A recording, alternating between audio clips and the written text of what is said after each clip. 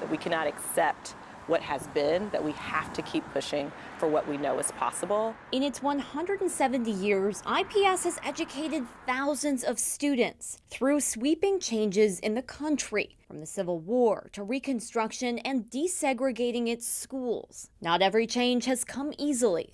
IPS has been a part of my life for most of my life, almost. Yeah, for most of my life. Dr. Patricia Paint serves as Racial Equity Office Director for the district. Growing up, she was an IPS student. After graduating IU, she returned to teach. School 21 over on 21st and College, and of course at that time, black teachers taught black students, white teachers taught white students. So that's where my profession with IPS started. That was in 1962. 7 years after the Supreme Court's landmark Brown versus the Board of Education decision, ordering schools to desegregate nationwide. But many districts dragged their feet, including IPS. In 1968, the U.S. Department of Justice sued to force Indianapolis to desegregate. So IPS started a minimal busing program in 1970, but it wasn't enough. And in 1971, IPS was found guilty of segregating its school system. Finally, in 1973, nearly 20 years after the Brown versus the Board of Education ruling, the federal courts mandated IPS desegregate and issued an order directing IPS transfer students to township schools, including sending 567 students to Decatur, 326 students to Franklin, 930 to Lawrence, and more than 1,500 to Perry Township for the 1975 school year. The transition was tough. It was horrible. It was horrible because it was one-way busing, and our students were not wanted out in the township schools. Teachers did not know how to teach our children, and so it was like they were aliens out there. Payne says that's when IPS moved her and other black teachers to teach white students. She went to School 61. And I'll never forget it, because white parents were pacing the hall, looking in to see if we were doing what they felt was right with their precious white students. And of course, I just invited them into the classroom.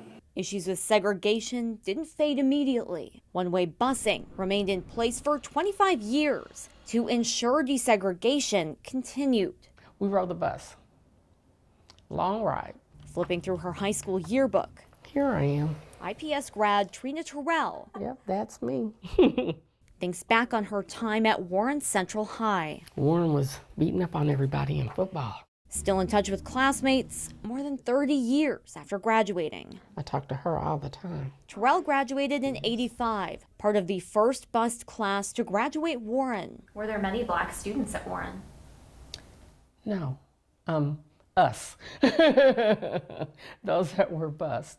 A lot of my classes, I was the only black student in the class. Several of them. Problems at her school, not constant, but present. Especially when it came to sports. I even experienced an issue running track. Running indoors, she remembers when a white student ran past. I was bumped by one. We were running in opposite directions and pushed and said, "You need to go this way." Well, I didn't, because the rest of us were running the other way.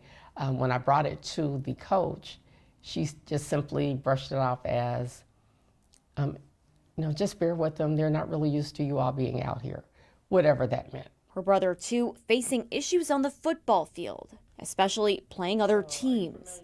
That animosity over desegregating schools has left lingering issues in the schools and throughout the community. IPS Superintendent Dr. Alicia Johnson says that was made clear when families moved their kids out of IPS in droves after desegregation began. When you think about the impact of a one-way busing order, and let's be clear, the Indianapolis Public Schools School Board at the time was absolutely acting in racist ways, so let's be clear about that. Yes.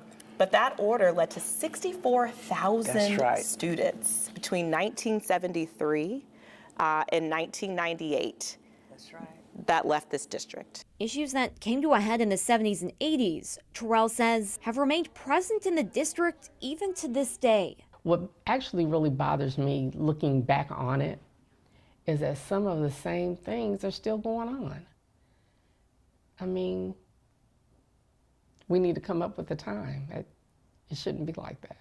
These were intentional policy decisions that our district still feels the implications of today. It's been very hard for us to recover from that. Where students are educated and what kind of an education and environment they receive, chief among them. So we saw disparities between the experiences that students got to get, where oftentimes our white students had access to things like algebra in their middle school and foreign language, art and music in their schools. Our black and brown students who disproportionately attend our neighborhood schools did not have that same access to programming. And for the past year, Dr. Johnson and her team have been working to remove those racial disparities through Rebuilding Stronger. She says the plan would ensure all students have a more equal IPS experience by removing geographic barriers to the best schools, by establishing enrollment zones where parents can pick where students attend, and stepping up extracurricular and class options in many schools to ensure all kids can play in the band or take algebra. Change that's giving many families hope. And now my granddaughter, whichever school she goes to, I want hers to be a better experience as well. In May, voters approved a $410 million referendum to help pay for these changes and facility improvements. Johnson says it won't eliminate the decades of racism or years of inequity across IPS, but it's a needed step in the right direction for Indianapolis kids. It won't happen tomorrow, but we're going to urgently work every single day to make true what we know can be. In Indianapolis, Rachel Krause, 13 News.